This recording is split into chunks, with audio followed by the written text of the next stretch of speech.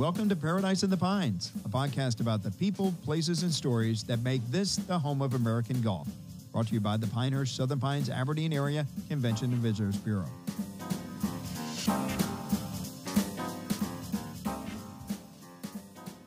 Hello again, everybody, and welcome to Paradise in the Pines. I'm Phil Wurz, President and CEO of the Pinehurst Southern Pines Aberdeen Area Convention and Visitors Bureau.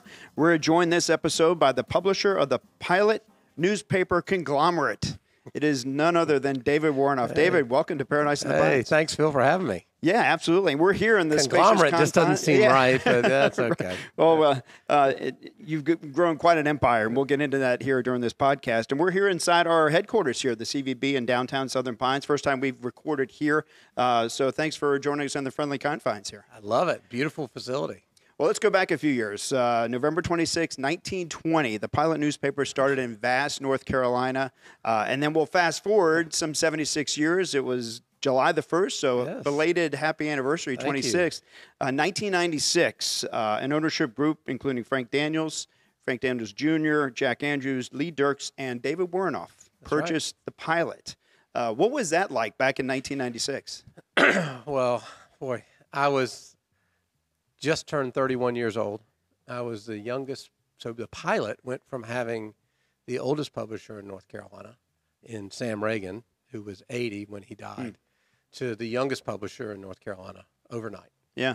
So it was a bit of a whiplash effect for the staff of the Pilot and for the community, right. For that matter.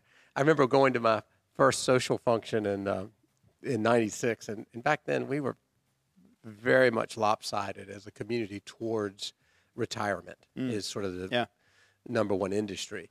And I remember going to my first social event, and I was 31, and I thought it was a curse, but it turned out to be a blessing that I looked like I was 21. Right. And we have a picture of that. Dan, our destination storyteller behind the camera there, has a picture of you back in the day. Oh, and, gosh.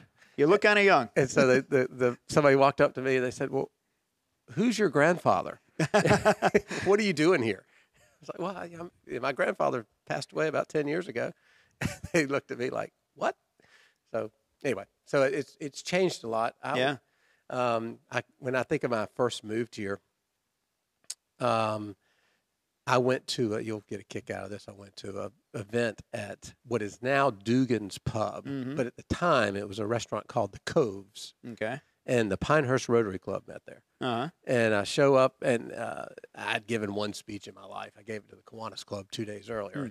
And the program had just fallen through at the Rotary Club. And he said, hey, I heard you gave a nice talk at the Kiwanis yesterday. Can you help us out and come talk to the Rotarians? I said, yeah, absolutely. So showed up, and the sort of curmudgeonly old program chair to introduce me says, the new publisher of the Pilot has got to be the laziest guy I've ever met in my life. I'm like, oh, my God, I thought I was doing you a favor. And he said, I asked him to come give a talk, and I'll be damned if he didn't send his grandson over here to talk to us. Oh, really?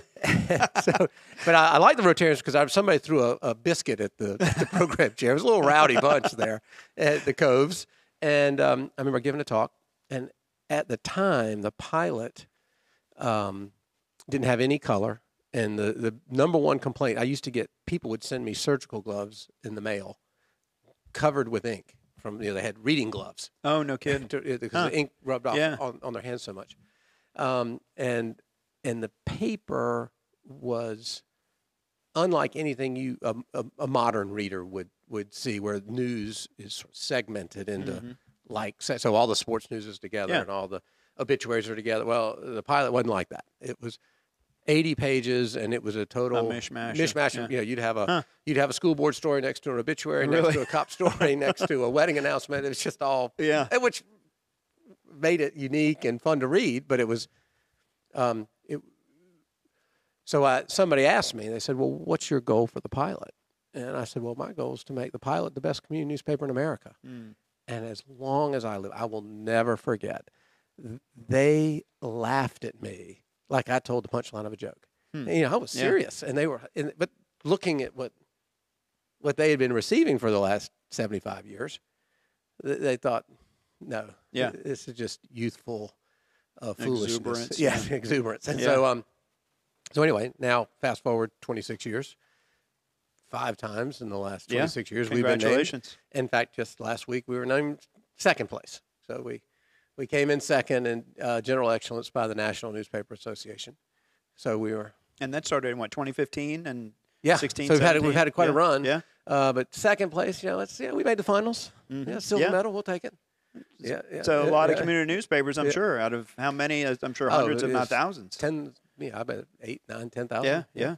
So feel pretty good about that. So before you were part of this ownership group, what instilled in you? Did you always want to become a journalist, writer, be part of this industry?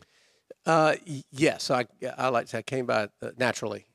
So my great-grandfather, I'm a 4th generation of my family to publish a newspaper in North Carolina. So my great-grandfather, Josephus Daniels, started the Raleigh paper. He was succeeded by my grandfather, Frank Daniels Sr., who was then succeeded by my uncle, Frank Daniels Jr., who just died last week. So it's my mother's family, so that's why I have a different last name. What? And having read the article and condolences thank you. To your uncle. He was a great guy.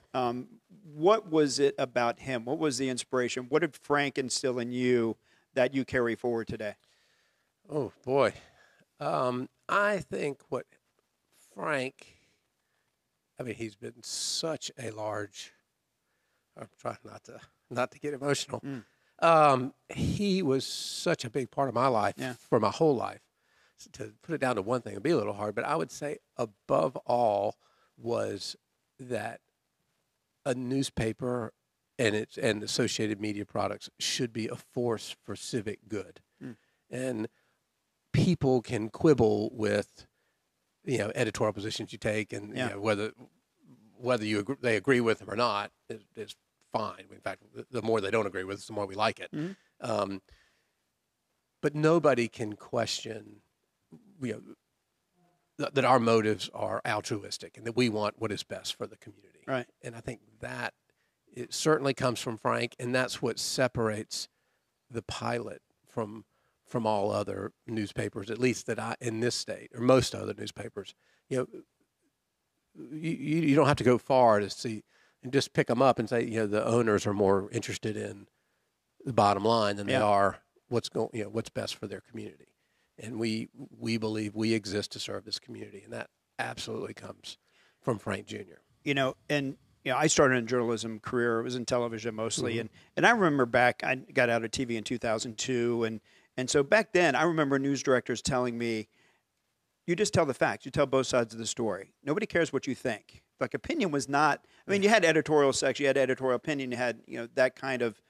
There was a time and place for that. Now it seems like opinion is more rampant. I'm talking about national news media. And I think people have a hard time discerning what is true journalism, what is the facts, versus what should we be listening to? Do you feel that sense? Oh my gosh, we fight it every day. In newspapers, because we have an opinion section, right? And we try to. And there's a time and place for that. We try to label it as such, but, right? But particularly with younger journalists, they've grown up watching the television media. Where CNN, Fox, MSN, they have a decidedly, they have an agenda and a partisan agenda, and that is influencing their news decisions. And so we find that creeping into copy even here. Yeah. And so our editors are, working hard to stamp that out. They don't always catch it, but they get most of it. And we believe that being objective is what we should strive for. Now, it's a goal. You don't always get it. But to give you an example, we just started in February. We started a daily newsletter, politics and public policy newsletter called the North Carolina Tribune, which covers what's going on in state government. Yeah. And first of all, we made the colors purple because we didn't want to be on the red team or the blue team. Yeah, you put red and blue together, you get purple. And we think North Carolina's a purple state, and we wanted a news source that was as objective as possible. And so there's we've had a lot of people wanting us to have an agenda, and we just say, look, we cover what's going on without fear and without favor. Right. And that is I believe the pendulum will swing back to that I think folks are getting tired of somebody telling them what to think. Yeah, sure. And we certainly don't want to be part of that. And it muddies the waters, and so, but no, we appreciate what you do. In the 26 years that you've owned and operated this newspaper, a lot of things have changed, obviously, and so you've had to diversify over the years. So you've had this, great newspaper, nationally known, recognized, but then you also have getting now into the digital age with the Sway and all the magazines that you have now across the state. Talk about the growth, from when you started in 1996 up to today. Sure. You've got so many different products now to choose from to satisfy different audiences, which you need to cater to. So I would say 26 years ago, the Pilot was 100% of our business. Today, the newspaper itself, is 26% of our business. So, if 26% of your business gets sick, you can survive. Yeah. If 100% of your business gets sick, it's a different matter. All of my friends who publish just one newspaper in one market are all gone. Yeah. They've sold out, or they've they've sold out. Somebody else owns them now. They've gotten out of the industry. So for us, it's a survival strategy. And we think more than just that. It's a way to thrive. Yeah.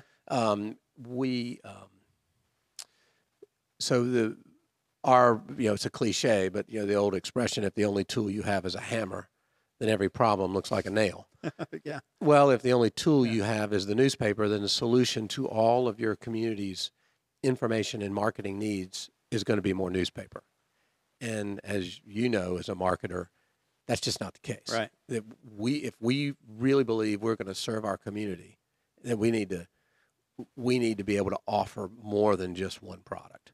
So in order to serve the community, we need to have a smorgasbord. Yeah. And so we want to have something in every medium, and say, this is our, if you want to be in audio, we can give you that. You want to be in video, we can give you that. You want to be in print, we can give you that. You want to be in a magazine, we can give you that. You want to be in a newsletter, you want to be in a website, on down the line. We want to be able to deliver all of those products to our readers and advertisers. And one of the new products you have, which we link to on our website at homeofgolf.com, is Golf Rock Radio. Oh, yeah. I mean, how did that come about? That's a pretty cool concept, and how well is it going? We're having a lot of fun. In fact, we have a big sales call this morning, so I'll let you know when I get back to the office how it's going.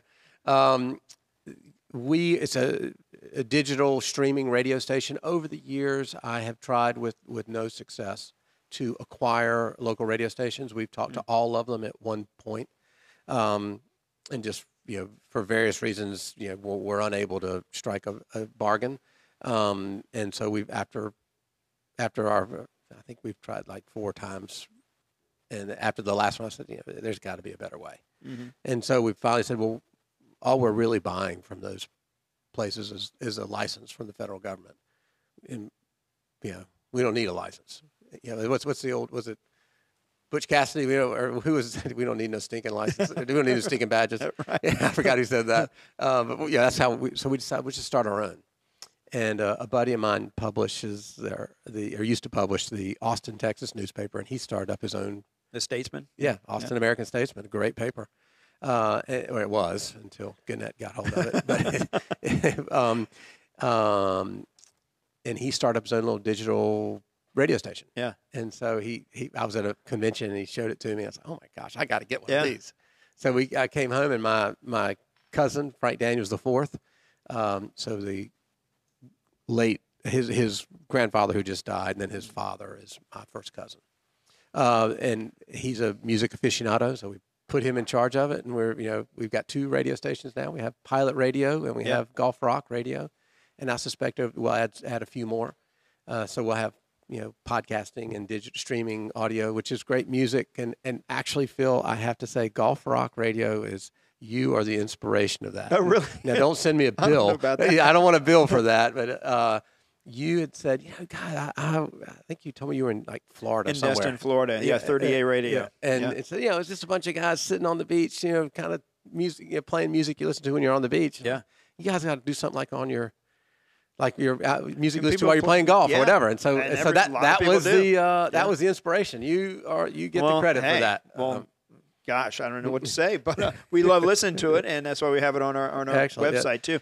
One of the other products that you've had that's been very popular over the years is the Open Daily. Oh, yes. You started that in 1999, of course, Payne Stewart's historic win at Pinehurst #2. And then recently with the U.S. Women's Open, Jim Nugent, the publisher, Global Golf Post, who you know very well, yes. He said that it's probably the greatest collection of writers that publish Open Daily that he's seen on this, per capita, on this size market. Because you had Ron Green, Lee Pace, Brad King, Jim Dodson. Oh my gosh, yes. I mean, the list of writers that you have for that is phenomenal. Talk about the inspiration. Joanne Does photographer from Pebble Beach, who by the way wants to move here. She's I met her at the U.S. Women's Open. Fun. Joanne's a great gal. Yeah. So part of my arrangement with her is I had to introduce her to a realtor. So I hooked her up with Lynn Hutaff, and Lynn's taking good care of her. Good.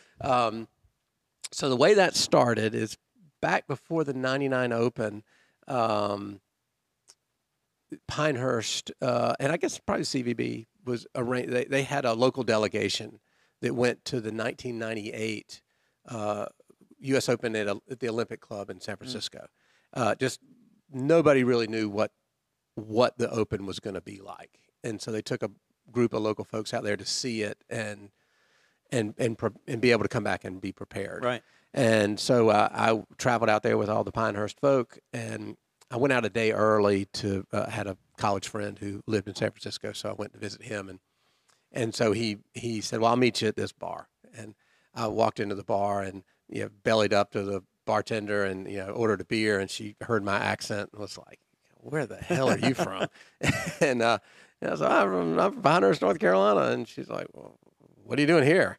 And I said, "Well, I'm here for the golf tournament," and she's like, "Which one?" And I realized, sitting at, like all great ideas, it started at a bar with a Budweiser in my hand. I realized it's like she's got the Oakland A's here. She's got the San Francisco Giants. Yeah. She's got 49ers, the Raiders, the Warriors, all that going on. And then aside from just all the various other cultural activities going on there in such a metropolitan area, she had no idea that the U.S. Open was even there. At historic Olympic Club. Yes. You're right there overlooking the Pacific Ocean. So I realized in that moment that, and I had been talking to the publisher and the ad director of the San Francisco Chronicle about how they were going to cover the Open, and I had an appointment with them the next day. And I realized that, you were not going to be able to get off an airplane in Raleigh-Durham and not know the U.S. Open is going on. And that's, an hour and a half away. Mm-hmm. Much less, there is no aspect of communal life in the Pines that will not be affected by the U.S. Open. So I thought, as a 2-day-a-week newspaper, we cannot possibly reflect that. We have to do something different. And I thought, gosh, when the history of Pinehurst is written, the 1999, and of course, who knew that we would have 4 more? Mm-hmm. But the history of Pinehurst written, the 99 Open is going to be a whole chapter, right? And that our coverage of it has to reflect that significance. So I came up with the idea of creating a pop-up daily newspaper just about the U.S. Open. The San Francisco Chronicle, they just had a wrapped around their sports section where they had all the other, they had the Raiders and the 49ers and the A's and the Giants and all that, and the Warriors, all that, and then wrapped around it was 4 pages of content about the U.S. Open. I was like, whoa. Here's the problem right there. People who come to the U.S. Open, they might care what the president says. They might care what the Warriors did, but really what they want to know is why did John Daly get a 8 on the, or 9, whatever he had on the 8th hole of number 2. They want to know that. They don't. So we need to give them all that detail. So we set out to have a pop-up daily paper to be the paper of record for the 99 U.S. Open. And, folks looked at us as like a cute little kid brother who was trying to, tag along with the big boys. So at the time, the Raleigh paper, the Charlotte paper, the Fayetteville paper, and the Greensboro paper all viewed Pinehurst as their territory. Yeah. And readers, they segmented the market, and everybody took one of those papers and us. And so, therefore, we were the dominant medium. Mm-hmm. And I felt like, you know what, fellas, you might be big papers elsewhere, but when you come into this town, you better have your hat in your hand. Yeah. Because if you don't, we're going to hand it to you. And we did. we put out more pages in the 99 Open, and the same happened in 05 and 14, as well as in 07 and 01, 07. I was going to say, in 01, I think Peggy Kirk-Bell kind of came up to you and said, "Hey, you're going to do this for us when the ladies come?" Yeah, she was. So we did all. I'll get that in a second. So we put out more pages in the Open than the Raleigh paper, the Fayetteville paper, the Charlotte paper, and the Greensboro paper combined, and generated more revenue than they did combined. So not bad for a little country newspaper. For sure. And I think it speaks to the power of the business community here and how they can really, when a big event like that comes down, they can really band together to put on our best foot forward as a community. So after the 99 Open, Miss Bell buttonholed me one day, and she's like, "I really love what you did." And and those of you who know Miss Bell, you could see her doing this. I mean, she was like, "Now, when 2 years when my Open comes around, you're going to do that for us, right?" And I said, she's a hard person to say no to. Right. Absolutely, Miss Bell. We will cover it as extensively as we did, and with as much effort as we did the U.S. Open. Now, the Women's Open was probably a third the size of the U.S., but we put out a daily paper, and we didn't need quite as many people, but we did it, reprised the Open daily for the Women's Open as well as the men's. In fact, to Jim Nugent's point about some of our writers, mm-hmm. So in 99 we did it mainly we had Lee Pace was our only real outside. We had a couple of kind of journeyman newspaper folk, but Pace was our only real star. Right. We had a golf writer, Howard Ward, helped me, really anchored the coverage. He's since passed away. I was just going to. He was on the North Carolina golf panel as well. But great guy. Yep. And so we surprised all of our competitors in '99, and so then when the Open came back, again surprised us. Came back 6 years later in 05. Mm-hmm. I knew that we had lost the element of surprise, and that they were now going to be going to try and match the effort, gunning for us. So we had to up our game. So I thought, well, my view is in any sport, typically the team that has the most talent, the team that has the most talent doesn't always win, but they're always in contention. Mm-hmm. And if you have the most talent and can fashion them into a team, then you're really a pretty potent way to look at force. it. So that's what we tried to do. So I asked around and called everybody I knew in golf and said, who can I get to really anchor our coverage? And Jim Dotson's name kept coming up. So I called up Jim and he said, well, I've always wanted to write a book about Harvey Ward. And so I've got to come down to Pinehurst in a month. Why don't we get together then? I said, awesome. So I took him to Sweet Basil. And we didn't have any money, and he's ace writer for right. Golf Magazine, and he's he is coming off a bestseller with Final Rounds, and I think he had just written Arnold Palmer's autobiography, which lived on the bestseller list for a couple years, mm-hmm. And then he was writing Ben Hogan's biography at the time. Wow! And so I said, look, I want you to come work for 1 week, and I quoted him in what I thought was an obscene amount of money. And, of course, he was like, really? There's a lot to me. And I said, and so finally, sort of as a offhandedly, I said, well, yeah, I thought I'm doing my best Tom Sawyer, trying to get him to help me paint the fence. Mm-hmm. I said, well, I just thought you might want to do it for the fun of it. Yeah. Yeah, I think we're going to have a blast. For the love of the game. And he looked at me, he said, David, it was a great compliment he paid me. He said, you remind me of my dad, and who was, of course, the hero of Final Rounds. And he said, I can't remember the last time I did anything for the fun of it. So I would love to come work with you guys. Wow. So he came to work for 1 week for the 05 Open and never left. And that how about that? So then that led us to, and Jim was a big part of the inspiration to acquire Pine Straw. Yeah. And then that got us into the magazines all across North Carolina. Mm-hmm. So that was how that all came That's together. a great story. In fact, I got a fun story about Pine Straw if you got a Yeah, second. yeah, sure. So Jim was our writer in residence for 05. So he stayed for the year of 2005, and at the end of it, he wrote a weekly column we put on the front page of the paper. And at the end of his column, we said, Mr. Dodson is the pilot's writer in residence, and he ends in May or whatever day. And so as February became March, sort of the letters started coming in and saying, "Oh, please stay, please, you can't leave, we love you." And so for a golf writer to have that kind of visceral response to his writing, which a national writer just doesn't get. Yeah. It was really intoxicating for him. So he's like, okay, I'll stay another year. And so that worked for the year of 06. And now we're bumping up on the 2007 Women's Open. Yeah.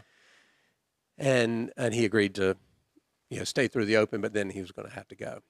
And I knew if I didn't come up with something for him that I would lose him. Yeah. And so Pine Straw Magazine, the publisher of that was a lady named Andy Rose, who was on our staff and left to start her own ad agency. And she started Pine Straw, and it was a monthly newsprint product, beautifully designed, as you would expect from Andy. And she had come to see me and said, well, but not edited. So and Jim Dodson fashioned himself as a magazine editor. So she came to see me and said, "Can I have my old job back and I'll bring Pine Straw with me?" And I said, "Well, yeah, we got a printing press and I got a sales staff. Yeah, and I got this guy Dodson who thinks he's a magazine editor. Maybe we'll see if we can't make a go of it." Yeah. And so she said, "Awesome." We quickly worked out her compensation, and I thought, hey, it's kind of proud of myself for striking that deal. And then a day or so later, she calls me and says, "Well, I can't just give you the Pine Straw because the guy it owns the bar behind the pilot, Neville. He was involved in the startup of it, and I think he's got a little bit. I have to somehow compensate him." Yeah. So I was like, okay. Oh boy, there goes my great deal. Right. He's going to hold me up for some big number, and so I thought, well, so I walked through the press room, walked out our loading dock, and walked across the parking lot, and walked down the steps at Neville's bar, and there was, of course, Neville behind the bar, and he knew I was coming. He had a cold Bud, actually I think PBR. He had a cold PBR waiting on me, and I said, "Look, let's just, Neville, like me, he was kind of like, let's not dance around here." I looked, I said, "Well, what do you want?" And sort of braced for this big number, and only in Pinehurst could this happen. This is the greatest media acquisition of my career. He says, "Well, David, I'd always hoped to get a set of clubs out of it." Oh, really? So I bought Pine Straw Magazine for a set of Titleists. That's amazing. And so that got us into the magazine business. And we put Jim on as editor. We ran it as a newsprint product for a year, and then converted it to glossy. And then we started in Greensboro, and then we acquired the city magazines in Charlotte and Raleigh. And for a while, we had one in Wilmington. And then we bought Business North Carolina. And so that got us, suddenly it changed our view. When we used to view ourselves as a community paper, and only Moore County was our domain. And now we now view ourselves as a statewide media company. Interesting that you use the phrase view ourselves a certain way. I think a lot of people, when I've been here for almost 5 years, and you've been here obviously a lot longer than I have, and when you look at it from my seat as a director of the tourism for Moore County, September 9, 2020, when the USGA announced Golf House Pinehurst, I think it really opened up the door to what this destination is going to look like in the next 5 to 10 years. If getting away from the newspaper and just as a publisher, but also as a resident of Moore County, because we get the question a lot, how much is this going to change this destination? And we welcome the USGA with open arms. We support them 110%. How much is As that? you should. How much is that decision? Obviously, economically, a $2 billion impact through 2047, or last of the 5 U.S. Opens to $2 come. billion. $2 billion. If I said million, it's $2 billion. Huge. What is that going to mean to Moore County in terms of growth? And we're already globally recognized, but I mean, this destination is going to change quite a bit in the next 10 years. Absolutely, and I feel, I don't know if you know this, I'm fortunate enough to serve on the executive committee for the Moore County Partners in Progress, so the local economic development group, and obviously we were involved with this effort for quite a long time. It was because of the pandemic, it was maybe a year and change in the making. Yeah. And I think of all of the potential, what you call, I guess, economic development projects. I mean, recruiting First Bank to Southern Pines would certainly be high on the list, and recruiting the USGA would be number one on the list. Yeah. I think the impact of these national championships. What we've had, 3 women's opens, 4 women's opens, 3 men's opens, an amateur, senior women's amateur, senior, junior amateur, women's junior amateur. We've had all of them. Yeah. We had public links here. The cumulative effect of those is just, it's made us not just nationally around, but as I travel around the state, that's what everybody wants to talk about. How did y'all get the USGA? Right. Yeah. And the fact that we're able to get a U.S. Open every 5-6 years, through 2041. I don't know. 47. Yeah. Double in 2029, 35, 41, and 47. Tom Pashley always, he's like, those years, don't you? It's like, I better know those years. Exactly. Well, I hope I'm able to walk around the golf course in 47. Hope I'm alive, yeah. Yeah, but that would, I think that is the kind of catalyst for economic growth in our community that the 99 Open was. I think when historians look at this time of our history, there's going to be before 99 and after 99. I mean, the 96 Women's Open, maybe the Tour Championships in the early 90s were, I think that maybe the very beginning of it, but it was the 99 Open that really changed things. Now you could argue is that, and I think that and the Fort Bragg expansion would be the 2 big drivers of our local economic growth. Is growth good or not? That's a whole nother question. I would say it is on our community and its elected leaders to make sure we maintain the ambiance of our community, and that it while certainly the vibrant economic activity and the vitality that you feel in our downtowns, I think is what attracts people to want to live here. But when I'm in Charlotte, for instance, and folks say, "Where do you live?" I say, "I live in Pinehurst." This awe washes across their face, and they're like, "Yeah, how did you figure out how to do that?" Yeah, and I've been, they're sitting there like, it takes me an hour to drive from my house to downtown Charlotte to go to work every day, and an hour to come back, and then I gotta wrestle with a maitre d' at a restaurant to get a reservation, and it takes me about 10 minutes to get to work, and we don't usually have to have a reservation anywhere. Now you do, but back then, a couple years ago you didn't. Sure.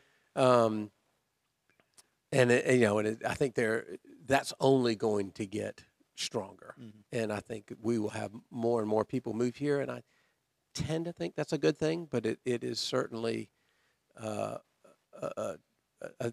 sticky wicket if we don't do it the right way. We don't do it right. Yeah. But I think that the USGA will be an important part of our continued growth. And the old saying is, if you're not growing, you're dying. Yeah. That's true. So we've got to keep doing that, and we just got to do it right. And I tell my board, out of 100 counties in North Carolina, there are 90 other counties in North Carolina that wish they were us. Yeah, absolutely. If not more. We're in a very, very lucky place to be in the home of American golf. One last question before we wrap it up. Yeah. Let's just say this is part 1 with David Woronoff, because we could go on for a couple hours. Oh, I know. Too kind. But I got to get your take on this. The traffic circle. That's God. It's been. You just want to get me in trouble. It's been the butt of jokes over the years. It's been the butt of hostility. The DOT now saying they're advising that maybe it just go away. What's your thought on that circle from soup to nuts? Well, I used to think it was abomination, but I've come to love it. It's sort of maybe it's like the crazy aunt you got in the basement. I think we put her out on the front porch, and you've come to love her. And it's funny because you talk about somebody in Charlotte taking an hour to get to work. I'm like, it takes me 7 minutes to get to work. If I go through the circle, maybe 9. Right. It's like, so it. Somewhere along the way, when first of all, their proposal that they've made I think is terrible, and I don't think it will happen. Yeah. For practical matters, when Pinehurst received its National Historic designation, that was Senator Jesse Helms' parting gift, was to make that happen for Pinehurst. He asked the executives at the resort, "What else do you want?" And so, just as an afterthought, they said, "Well, why don't we throw the traffic circle in there?" Yeah. So the Pinehurst traffic circle is in the National Register of Historic Places. I think it was built in the 50s. Yeah. And yet it's up there with the Oregon Trail. It's in the annals of American transportation. I'm like, really? But it's just an interchange. But at the same time, I think it's part of what makes this community unique. And if we just turn it into a regular interchange, regular lighted interchange, then it just loses part of what the character of the community. I think. Does it have to be a circle with a tunnel and a flyover? Oh, let's get a catapult. While we're at it. I mean, I think the fact that it takes you 2 extra minutes to get to work. You know what?